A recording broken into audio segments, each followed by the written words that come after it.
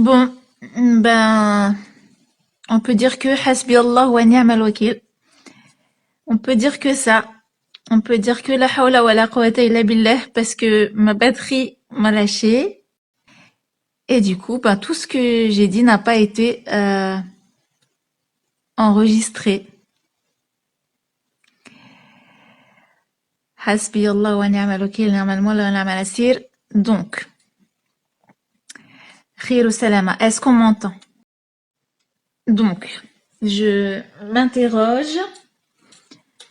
Je m'interroge sur ce que je fais. Ce que j'allais conclure, subhanallah. J'allais conclure. قدر الله ما شاء فعل. قدر الله ما شاء فعل. Donc, qu'est-ce que je fais? حسبي الله ونعم الوكيل ونعم النصير. Bon, alors, on va dire que Shaitan, la'natullah alayh, n'aime pas ce type de rappel.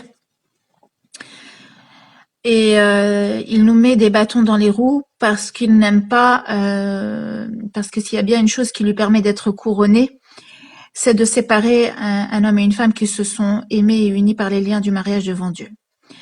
Et donc, comme je suis quelqu'un qui lâche pas le steak, avec l'aide de Dieu, ben, ce que je vais faire, c'est que je vais recommencer.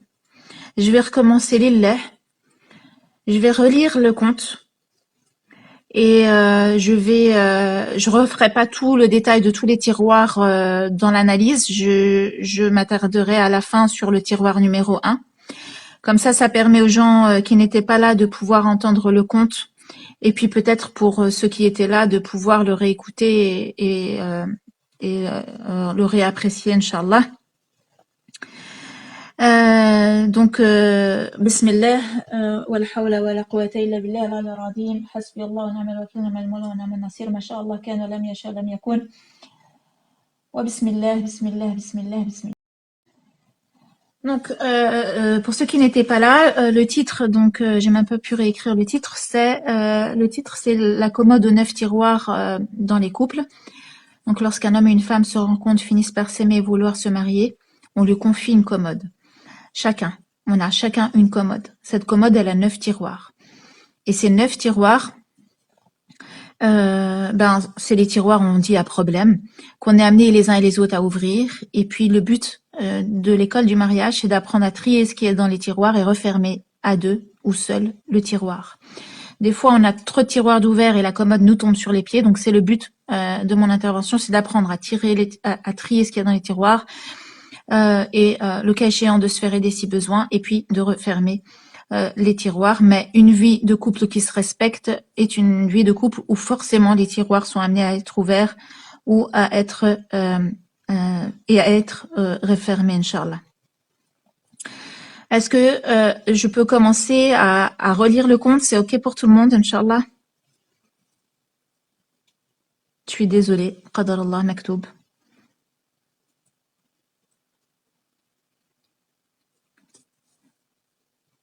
On peut commencer. Inch'Allah.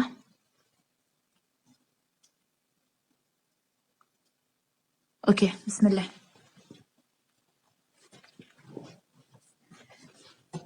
Je fasse attention au fil, que ça recoupe pas. Voilà, la billah.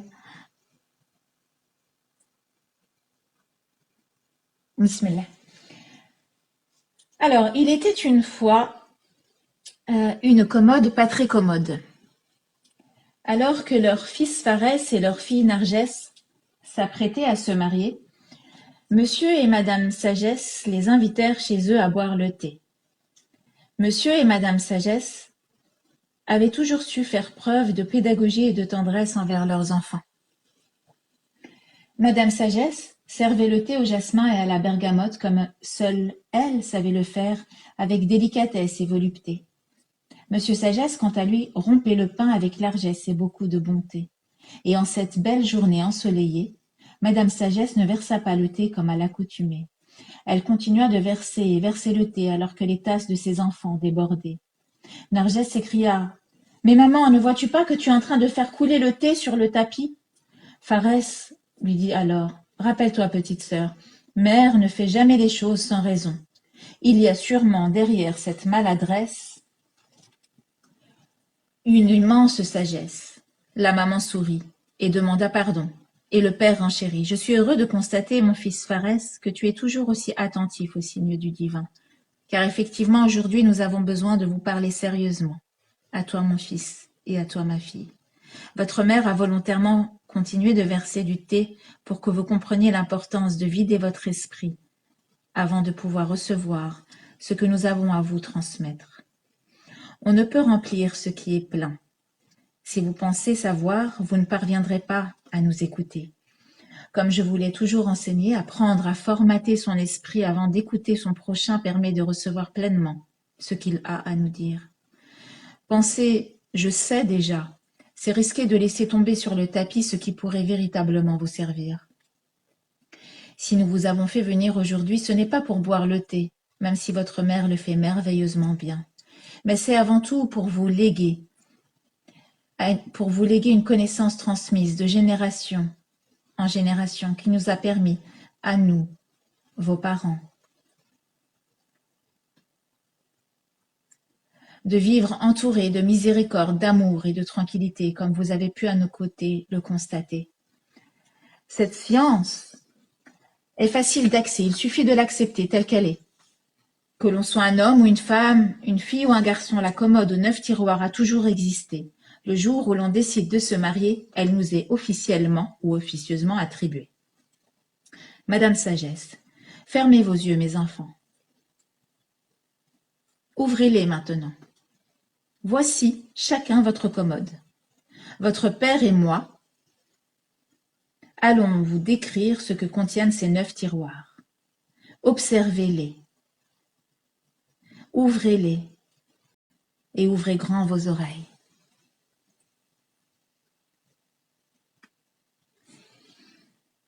Monsieur Sagesse, ces 9 tiroirs, mes enfants, contiennent des thèmes très précis que vous seuls allez être amenés à traiter durant votre vie conjugale.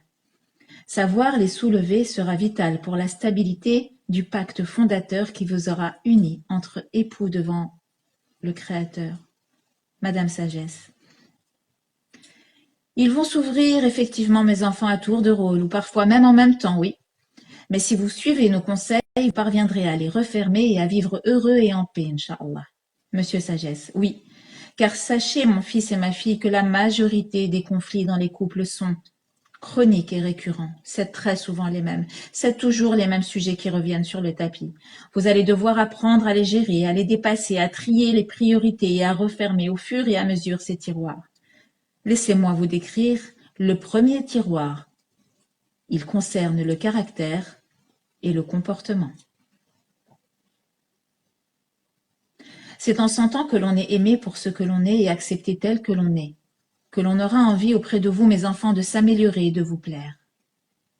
Soyez entre époux l'un pour l'autre et à tour de rôle un modèle, un compagnon, un coach, un ami, un confident, un accompagnateur, un guide, un enseignant, un élève, mais surtout pas un sergent-major ou un dictateur. Madame Sagesse, armez-vous de patience. Ce tiroir numéro 1, le caractère et le comportement, s'ouvre fréquemment, car Dieu veut que le mariage participe à votre éducation.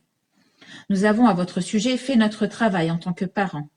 Mais votre apprentissage n'est pas fini. Eh oui, le mariage est une école. Le mariage va parfaire ce que l'on a commencé à vous enseigner. Il va vous aider à l'améliorer, à réformer vos traits de caractère en acceptant que l'autre joue pour vous le rôle d'un miroir, et vice-versa. Vous allez continuer à apprendre à vous connaître pour véritablement vous entreconnaître.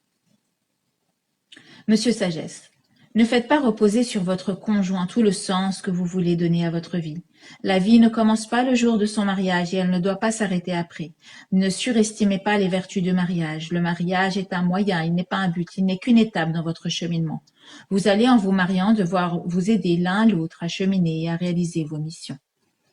Madame Sagesse, oui, vous allez devoir vous supporter l'un l'autre dans tous les sens du terme. Refermons le tiroir 1 et ouvrons le tiroir 2, la communication, le langage et les propos.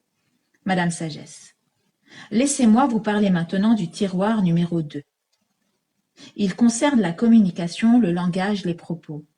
Un mariage dure plus longtemps, non pas grâce à l'intensité des sentiments, mes enfants, que vous aurez entre vous, mais si Dieu seul même si Dieu seul connaît bien combien j'aime votre père, mais un mariage dure plus longtemps d'abord et avant tout, grâce à la qualité de la relation et de la communication que vous établirez.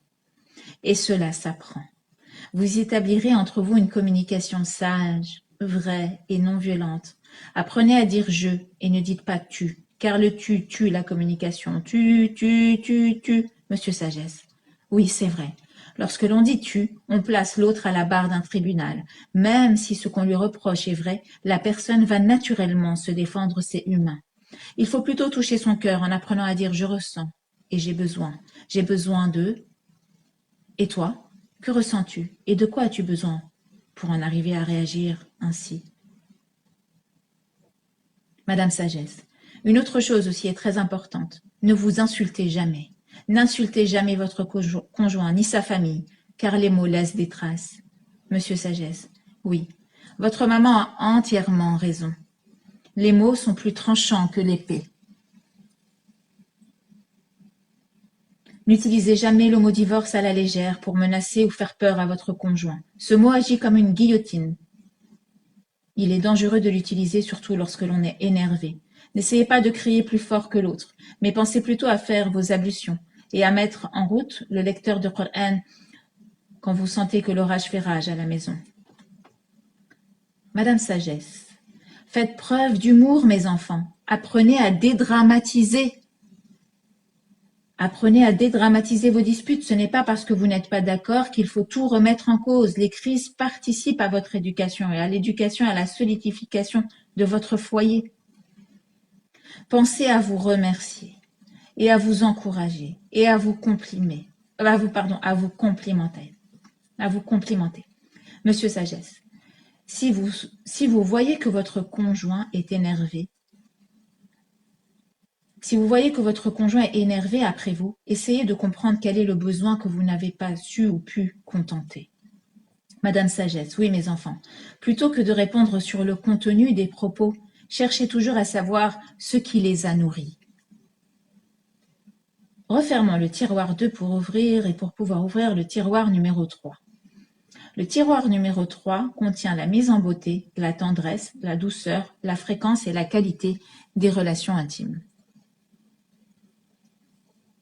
Monsieur Sagesse, il n'y a pas de tabou en islam et je vais vous parler, moi, votre père, du tiroir numéro 3. Il concerne la mise en beauté, la tendresse, la douceur et l'intimité dans le couple. Ce tiroir devra être surveillé de très près, mes enfants, car il pourra être à l'origine de l'ouverture des autres tiroirs ou en être une conséquence directe si vous ne prêtez pas attention à ce qu'il contient. Ne laissez pas le temps, les discordes ou la routine quotidienne séparer vos corps et éloigner vos cœurs. Surprenez-vous et séduisez-vous. Rappelez-vous quand votre mère se faisait belle pour moi. Te rappelles-tu, Farès, lorsque enfant tu disais à ta maman « Mais où vas-tu maquiller comme ça, maman ?» et elle de répondre « Nulle part, mon chéri, je me fais belle car je suis amoureuse de ton papa. » Oui, je m'en souviens très bien, père. Eh bien, cette attitude a fait, mes enfants, que votre mère a toujours été pour moi mon principal centre d'intérêt et mon seul et unique centre d'intérêt. Je ne pouvais rien le refuser, car elle-même se plie en quatre pour satisfaire le moindre de mes besoins. Se faire belle pour moi, cela m'a valorisé en tant qu'homme, et cela, mes enfants, je peux vous dire que cela n'a pas de prix. C'est grâce à ces efforts que j'ai pu baisser le regard devant les tentations, et aujourd'hui encore je l'en remercie. Madame Sagesse, ce que j'ai aimé quant à moi chez votre père, c'est qu'il n'attendait pas le soir venu pour se rapprocher de moi. Tout au long de la journée, il faisait preuve de tendresse et de gestes d'affection. Et c'est très important. Pensez à communiquer sincèrement sur vos besoins intimes. Pensez aux marques d'attention, à la douceur, au sourire, au regard, au massage, aux enlacements, et n'attendez pas d'avoir besoin d'une relation intime pour vous rapprocher de votre conjoint. Monsieur Sagesse, Prenez garde de ne pas compenser vos manques par cet outil moderne qui s'appelle Internet. Et ne vous croyez pas plus malin que les autres en discutant ou en vous isolant avec des personnes du sexe opposé, même si c'est pour parler de l'islam, car nombreux sont ceux qui y ont laissé des plumes. Ne cherchez pas ailleurs ce que vous pouvez avoir chez vous. Confiez-vous à votre conjoint.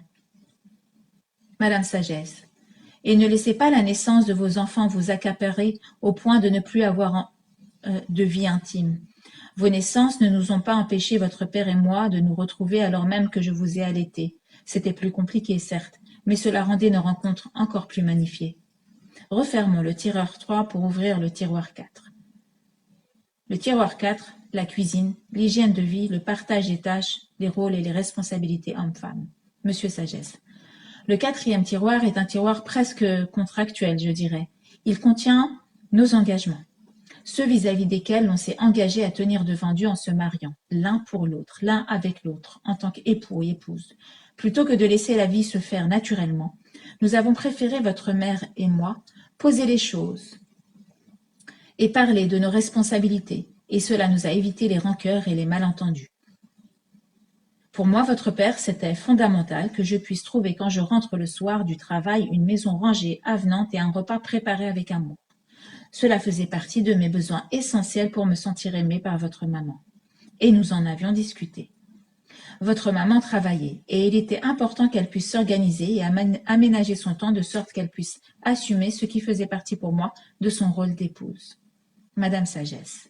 Il est important que vous puissiez préalablement instaurer avec votre conjoint une sorte de charte de responsabilité qui répond aux questions de qui fait quoi, qui paye quoi, où et comment.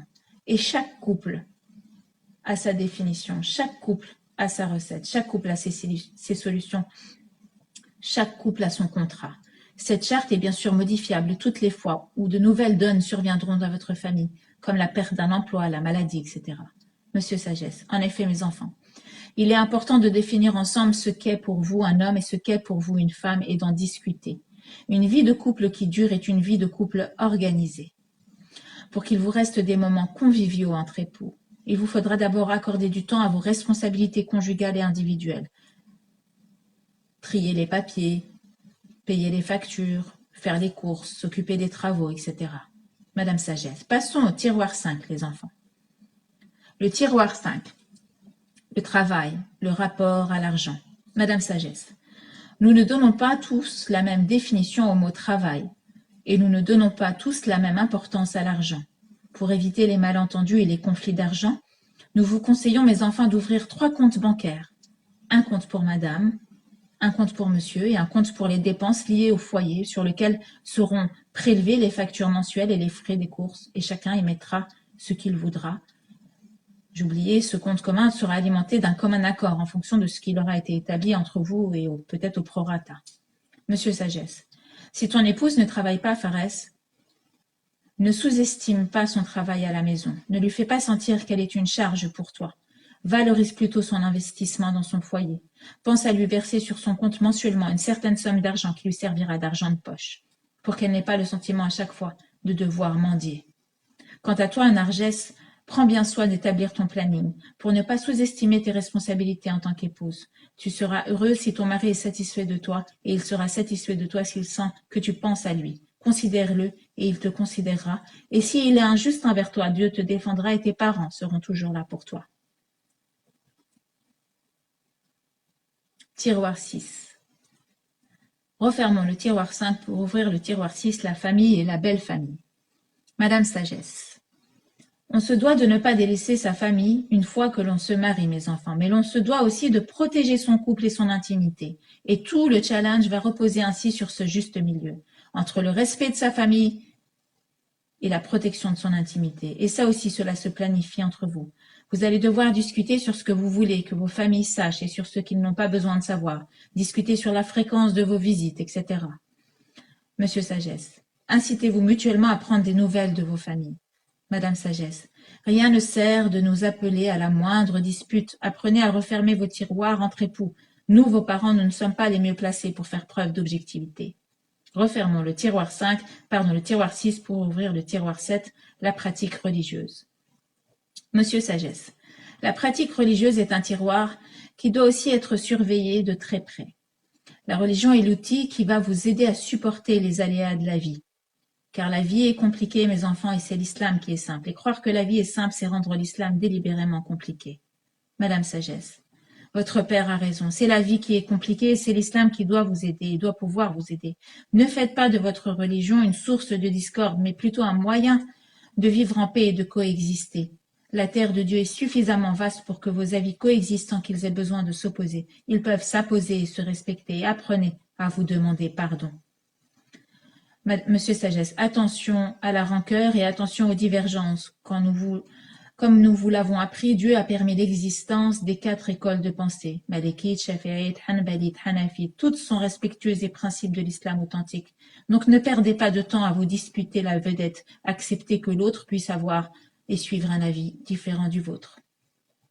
Madame Sagesse, mes enfants, la vie à deux est une preuve en soi de la magnificence divine. Une preuve que le seul qui sera là pour vous 24 heures sur 24, 7 jours sur 7, c'est Dieu l'unique. Car votre conjoint ne pourra pas vous garantir cela, ni ta femme, ni ton mari. Nous-mêmes, vos propres parents, qui vous avons mis au monde, nous ne pouvons pas vous garantir cela. Alors que dire d'un étranger ? Le seul qui vous attendra et vous dira tous les soirs au dernier tiers de la nuit, sans exception, y a-t-il quelqu'un pour que je l'exauce, qui me demande, c'est Dieu seul. Ni nous, ni votre conjoint, nous pouvons vous garantir cela. Le seul qui ne vous jugera jamais sur vos apparences, mais sur ce que contiennent vos cœurs, c'est Dieu lui seul, et l'humain n'est pas capable de cela. Monsieur Sagesse, votre mère a entièrement raison. Le seul qui sera juste perpétuellement et qui vous récompensera en fonction de vos intentions, c'est Dieu l'unique. Le seul dont la miséricorde l'emporte sur sa colère, c'est Dieu l'unique. Et la vie à deux, mes enfants, va vous permettre d'expérimenter cela et d'augmenter votre amour en Allah. La vie conjugale va vous permettre de connaître vos limites et celles des autres. Vous allez vous apercevoir que ni l'un ni l'autre, vous n'allez pouvoir garantir un service équitable et juste, 24 heures sur 24, car vous n'êtes pas Dieu. Madame Sagesse, pour vivre à deux en toute tranquillité, amour et miséricorde, il vous faudra rechercher la perfection en Dieu et emplir votre cœur de pardon envers votre conjoint. C'est Dieu qui est parfait et pas votre conjoint. Si votre conjoint n'est pas réceptif au changement, soyez un modèle pour lui ou pour elle. Invoquez Dieu en sa faveur, levez-vous la nuit et priez Dieu en sa faveur. Je vous garantis que cela marche, il est celui qui détient les cœurs. Refermons le tiroir 7 pour ouvrir l'éducation des enfants, le tiroir 8. Monsieur Sagesse. Ah, le tiroir 8, mon tiroir préféré. Comme vous le savez, on ne naît pas parent, on le devient. Apprendre à s'occuper des enfants et à les éduquer de la meilleure des façons fait partie des défis que vous allez devoir relever. Mais quand je vous regarde, je me dis que les efforts en valent la peine. Madame Sagesse. Il va falloir passer du temps avec vos enfants et du temps à réfléchir sur la question de leur éducation. Qui fait quoi? Qu'est-ce qu'être père pour toi, Fares, et qu'est-ce qu'être un papa? Car c'est différent. Et comment comptes-tu t'y prendre pour jouer les deux rôles? Qu'est-ce qu'être mère pour toi, Narges, et qu'est-ce qu'être une maman? Et comment vas-tu te faire pour conjuguer les deux? Monsieur Sagesse, comment allez-vous faire pour que votre couple conjugal ait de la place et que votre couple parental en ait aussi? Comment allez-vous vous y prendre plus tard pour ne pas contredire et ne pas vous contredire devant vos enfants, etc. Autant de questions sur lesquelles vous allez devoir statuer entre époux et ce tiroir sert à cela. Madame Sagesse, tout cela s'apprend, mes enfants, n'ayez crainte, encore faut-il le vouloir. Renseignez-vous sur les groupes de parole qui existent sur l'éducation des enfants et la parentalité positive. Lisez et faites des recherches. Monsieur Sagesse, même si les parents parfaits n'existent pas, vous devez de faire les causalités, mes enfants, car vos enfants seront l'avenir de l'humanité. Refermons le tiroir 8 pour enfin ouvrir le dernier tiroir, le tiroir 9, les origines, la culture et le passé. Madame Sagesse, on provient tous du pays de notre enfance. Le tiroir 9 concerne votre enfance à vous, vos racines, vos origines, votre passé, vos expériences, vos épreuves. Ce tiroir va avoir de l'influence sur la qualité de la relation que vous allez pouvoir instaurer dans votre couple. Monsieur Sagesse, je vous ai toujours raconté des histoires pour vous expliquer les choses à ma façon. Et je vais continuer aujourd'hui car les histoires participent à la bonne compréhension. Lorsqu'un homme et une femme se rencontrent, finissent par s'aimer et vouloir se marier, c'est comme si c'était deux arbres qui se rencontraient, deux arbres avec des racines, un tronc et des branches. Eh bien, sachez, mes enfants, que le but du mariage consiste à prendre soin des racines de l'un et de l'autre. Les racines, c'est la famille, les origines, la culture. de prendre soin du tronc de l'un et de l'autre. C'est la santé physique et le bien-être émotionnel de l'un et de l'autre. De prendre soin des branches, ce sont les rêves, les aspirations, les projets de l'un et de l'autre. Madame Sagesse, votre père raconte les choses merveilleusement bien et de façon tellement vraie. Nous avons eu trop souvent à rencontrer durant notre vie des couples d'amis où l'un des deux conjoints, malheureusement, avait puisé égoïstement à l'icelle toute l'eau et tous les rayons de soleil, au point où l'autre finissait comme un arbre par mourir sur lui-même. Se marier, c'est construire un rapport gagnant-gagnant. Une heure, c'est moi qui te donne et c'est toi qui reçois. Mais une heure aussi, c'est moi qui reçois et c'est toi qui me donnes. Monsieur Sagesse, sachez, mes amours, qu'il n'y a pas de situation neutre dans un couple. Lorsque vous serez avec votre mari ou avec votre femme, toute parole et toute attitude auront pour effet soit de vous rapprocher l'un l'autre, soit de vous éloigner l'un de l'autre. Soyez vigilants. Je vous aime et votre mère et moi avons confiance en vous. Madame Sagesse, voici Pharès et Nargès, votre commode. Vous allez devoir vous en accommoder. Ces 9 tiroirs à problème vous accompagneront votre mariage durant. Mais si vous suivez les conseils que nous vous avons donnés, ils resteront le plus souvent fermés. Monsieur Sagesse, que Dieu vous accorde ses bénédictions, qu'il les répande sur vous, qu'il vous unisse pour le meilleur et vous aide à surmonter le pire. Amin, amin, amin. Inch'Allah, ya hayyu ya qayyum.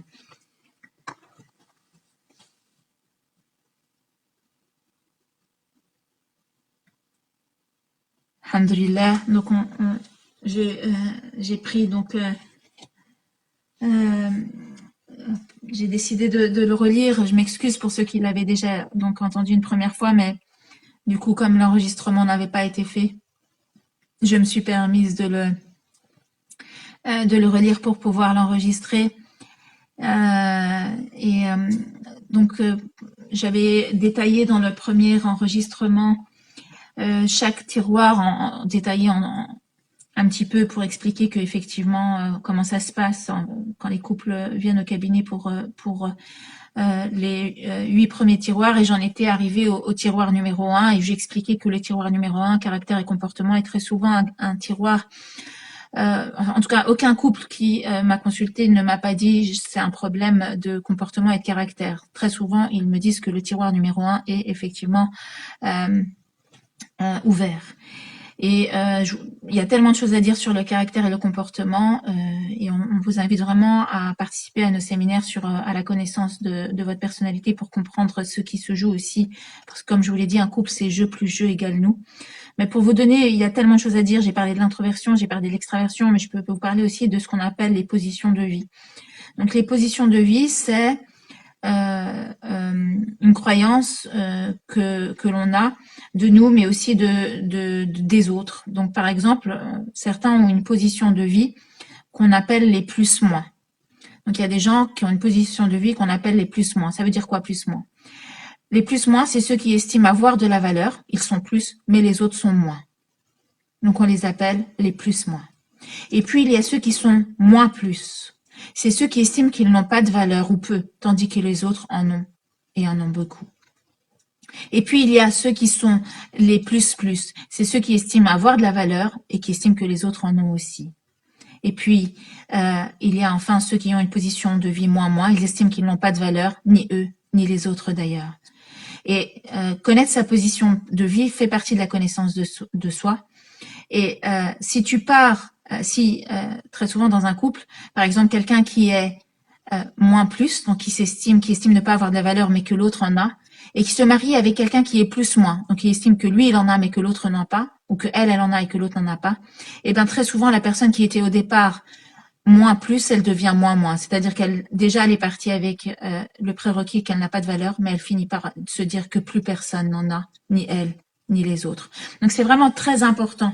Là, c'est un exemple parmi plein d'autres qu'on peut citer sur l'importance de se connaître dans la vie de couple. Donc voilà, je vais pas vous prendre plus de temps parce qu'il est déjà presque minuit moins 10. Inch'Allah, je vais tâcher de mettre en ligne donc la vidéo aussi sur la chaîne YouTube Rappel éveillé spirituel, et ce compte, donc le compte de la commode de 9 tiroirs, il est sur la table de travail. On est en train, on termine Inch'Allah Ta'ala le livre, le plan de Dieu, et on s'occupera de l'illustration de ce livre-là, si Dieu me prête vie, Inch'Allah, si Dieu me prête vie. Qu'Allah facilite, qu'Allah accepte, qu'Allah protège votre couple, ou que vous facilite votre prochaine union, Inch'Allah, qu'Allah nous compte parmi ceux qui trouvent les bonnes solutions et qui font des efforts et qui sont justes, Inch'Allah, qui ont la science de la clairvoyance, du bayan et du furqan, Inch'Allah, amin ya rabbil alamin. وأستغفر الله العظيم. اللهم صل وسلم وبارك على سيدنا محمد وعلى آله وصحبه أجمعين. سبحانك اللهم وبحمدك نشهد أن لا إله إلا أنت نستغفرك ونتوب إليك. سبحان ربك رب العزة عما يصفون وسلام على المرسلين والحمد لله رب العالمين وفي أمان الله والسلام عليكم